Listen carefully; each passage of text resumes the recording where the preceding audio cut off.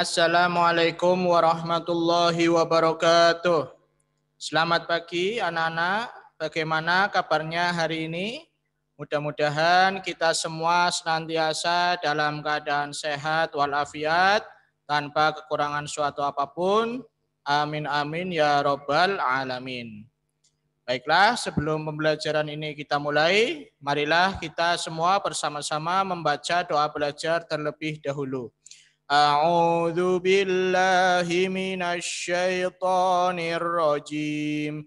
Bismillahirrahmanirrahim. Raditu billahi rabba wa bil islami dina wa bi Muhammadin nabiyya wa rasula. Rabbi zidni ilma warzuqni fahma. Amin ya rabbal alamin. Nah, anak-anakku, pada kesempatan kali ini kita akan belajar pendidikan agama Islam dan budi pekerti kelas 6 semester 2. Oke? Siapkan buku tulis dan LKS serta alat tulis kalian. Baik, langsung saja kita akan buka materinya.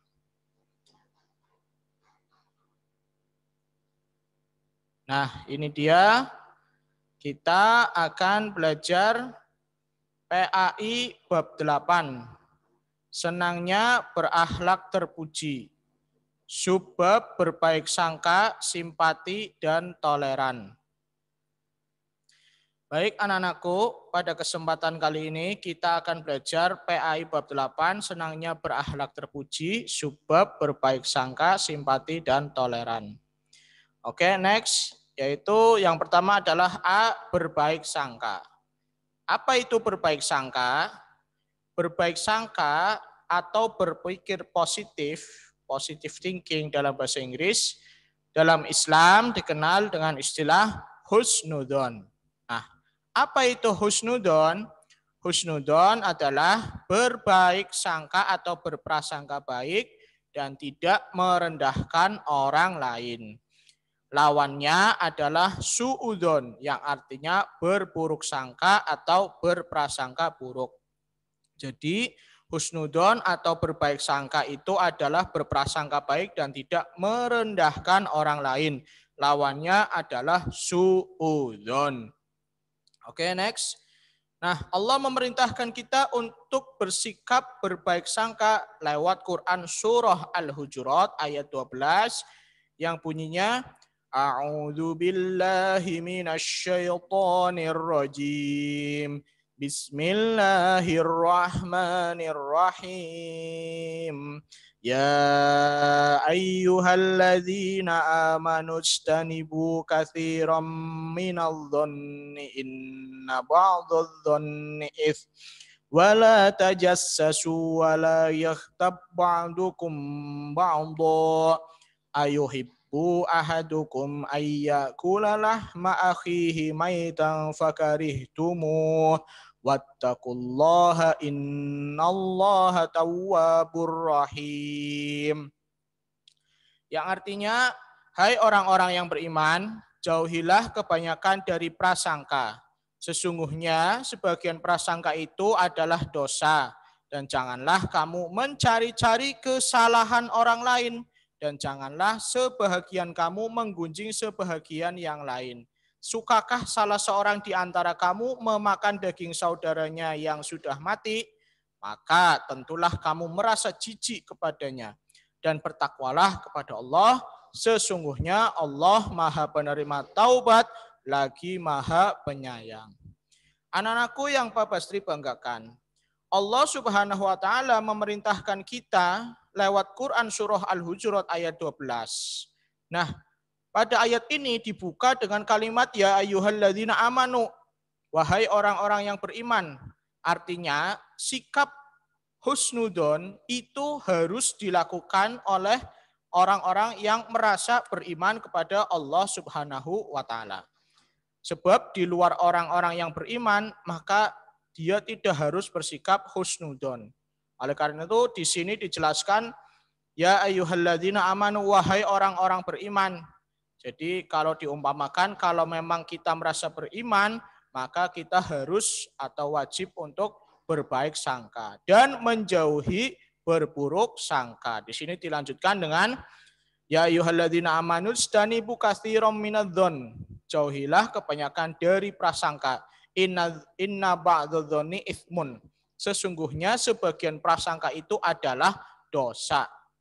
Jadi anak-anakku, bahwa berbaik sangka itu pasti mendapatkan pahala dari Allah. Karena di sini dijelaskan bahwa orang yang berburuk sangka pasti akan mendapatkan dosa. Inna ba'dadh-dhonni itsmun. Sesungguhnya sebagian prasangka itu adalah dosa.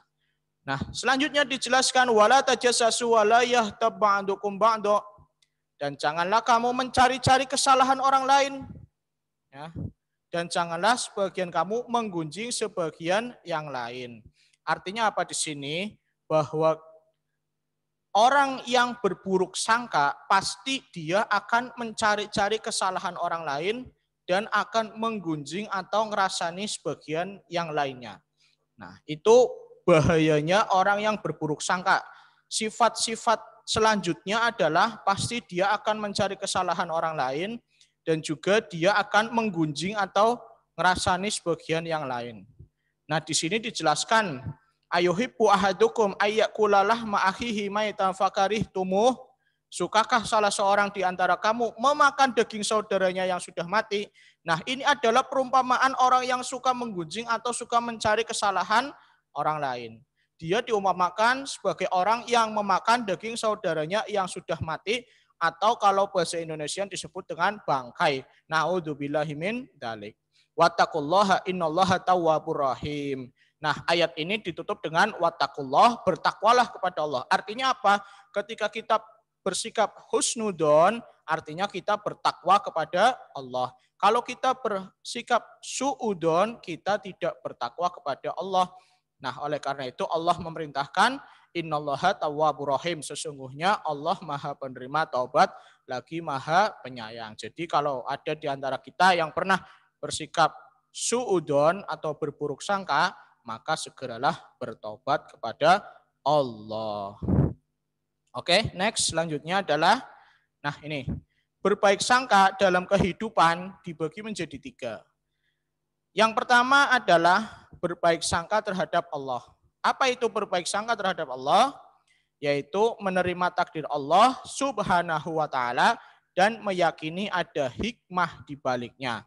Nah, contoh kita mendapatkan musibah, seumpama uang kita hilang. Kita terima takdir tersebut dari Allah, akan tapi kita juga ke depan berusaha untuk lebih berhati-hati dan percaya bahwa ada hikmah di balik takdir Allah yang menimpa kita. Selanjutnya adalah berbaik sangka kepada sesama manusia, yaitu berprasangka baik terhadap semua orang dan tidak meragukan kemampuan orang lain. Artinya apa? Kita tidak meremehkan orang lain. Ya, kita tidak meremehkan teman kita, tidak meremehkan orang tua kita, tidak meremehkan guru-guru kita, ya. Dengan cara apa? Berprasangka baik terhadap mereka semua. Selanjutnya yang ketiga adalah berbaik sangka kepada diri sendiri. Apa itu berprasangka pada diri sendiri? Yaitu percaya pada kemampuan diri sendiri atau bisa disebut dengan sifat optimis, ya. Jadi optimis itu yakin bahwa kemampuan kita bisa kita gunakan untuk meraih apa yang kita inginkan atau meraih cita-cita kita. Next, selanjutnya adalah manfaat sikap husnudon atau berbaik sangka. Nah, di antara manfaatnya adalah hidup menjadi tenang dan optimis, meyakini bahwa ada hikmah di balik segala cobaan, membentuk pribadi yang tangguh, ya, mendorong kreativitas dan tidak mudah putus asa. Baiklah, selanjutnya adalah B, simpati. Nah, apa ini simpati? Simpati artinya rasa kasih, rasa peduli, setuju, dan suka dengan yang lainnya atau dengan yang orang lain rasakan ini. Orang yang memiliki rasa simpati akan merasakan perasaan yang dirasakan orang lain dan peduli terhadap sesamanya. Jadi orang yang memiliki rasa simpati itu, mereka tidak akan cuek, ya, apabila terjadi musibah atau bencana, ya, mereka akan memiliki rasa saling membantu, ya, merasakan bahwa mereka juga menderita karena bencana, oleh karena itu akan membantu mereka. Nah, lawan dari simpati adalah egois atau mementingkan diri sendiri. Contoh perilaku simpati yang dapat kamu terapkan dalam kehidupan sehari-hari diantaranya mendengarkan curahan hati teman hingga selesai atau mendengarkan curhat, ya. Namun curahan hati ini juga harus curahan hati yang betul, bukan curahan hati yang nantinya mengarah kepada menggunjing orang lain. Nah, ini yang tidak boleh. Oke, selanjutnya adalah menghibur teman yang sedang bersedih. Nah, jadi kalau ada teman kita yang sedang bersedih, umpama kehilangan uang, kita hibur, kita bantu, ya, dengan cara apapun, yang penting cara yang benar yang diperbolehkan dalam syariat Islam. Selanjutnya adalah tidak menyuruh orang lain mengerjakan sesuatu yang kita sendiri malas mengerjakannya.